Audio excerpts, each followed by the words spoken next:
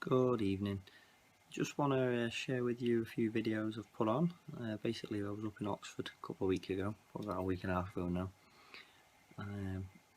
Basically, in a nutshell, been fishing pretty much within the margins, but I've also been using my Water Wolf camera. Some good results as well. As you can see, I've been using the Incrediblebaits ID3 boilies, which are basically a fish meal bait. I was using size 14s and pretty good results really. Unfortunately, I only managed one fish, but as you can see by the video, it was not down to the bait, it was down to the rigs. So back to the drawing board with the rigs, which has made me raise a good few questions with the rigs, as you'll see yourself. But hopefully it'll be some good info that you can take what you want from really. But yeah, they were definitely feeding, so I'll add on the videos now and we'll see where we get to.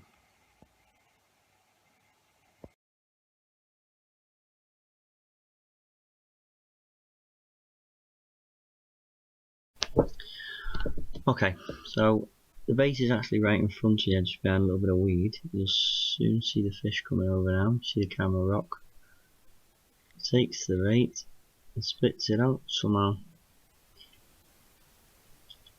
and then off he goes. The theory is it kind of sticks into the weeds, into the floor slightly like an anchor. On this one, the hook's actually lying perfect. You couldn't ask for it to lie any better really. But again, when we see the fish coming over, it looks like he's feeding well. Sucks it right up, ejects it right out, unfortunately. And you can see how soft the bottom is. Silk flies up everywhere, and off he goes on his tracks.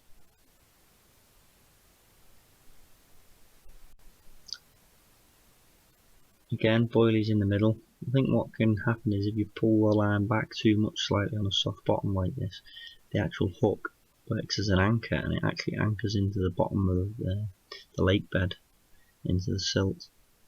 Look, he sucks it up now, but unfortunately on this occasion you can't really see too much because of the disturbance to the silt. This one again, you can see the hook's lying perfect, not anchored into the bottom or anything.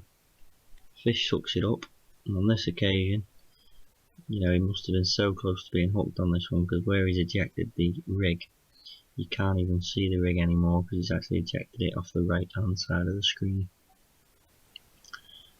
It was a shame.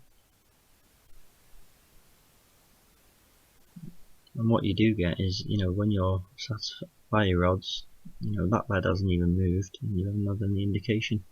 On this one, again, the boil is actually straight in front, but you can't see it very well because it's behind the weed. But this one, I'm convinced that the hook is actually anchored into the lake bed, and as the fish sucks it up, the hook doesn't allow it to lift up. And the fish moves on. Your alarms don't bleep, and you're sat there thinking that there's no fish biting. This one, there's not actually any bait taken on camera, but you can see the fish disturbing around the bait. It probably did try and take the bait, but with no luck. For me anyway, for him, loads of luck. Again, you can see all the disturbance of the silt from the bottom of the lake bed.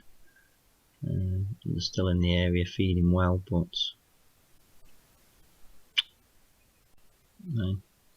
again, this one's just showing the fish in the area feeding,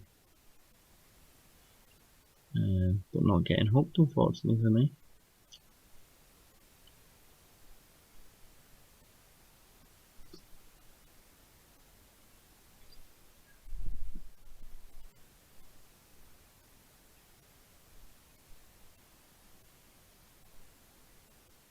Okay, on this one, again, you actually see one fish there, and then you see a second fish come in and nudge the first one out of the way, or attempt to. So obviously it gets slightly competitive when there's a few fish in the area.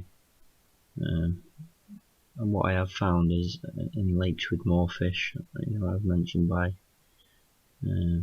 some of the other professionals doing the underwater camera, lakes with more fishing, there is definitely more competition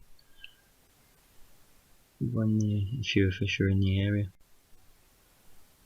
This one, I just put a picture of the video in for this, see the carp's lips really. A good little video of his lips. That's about it really. That's, you know, a couple of clips I've added. This next video here just shows basically a crayfish that we dragged in. It was actually my friend who dragged it in. It was actually within a big pile of weed. He dragged the pile of weed in, and that's what was inside it. That's the view from the peg. I was fishing. Been here 24 hours. As you can see, no great weather or anything. Not a solid wind coming in towards me, but yeah, I did manage to get one fish. Got £17, so no, all in all, not a bad result. That's basically the end of the video. Thanks for watching. Hope you can get some good tips for your fishing and it improves your angling. Feel free to subscribe or check out my website. Good luck, tight lines.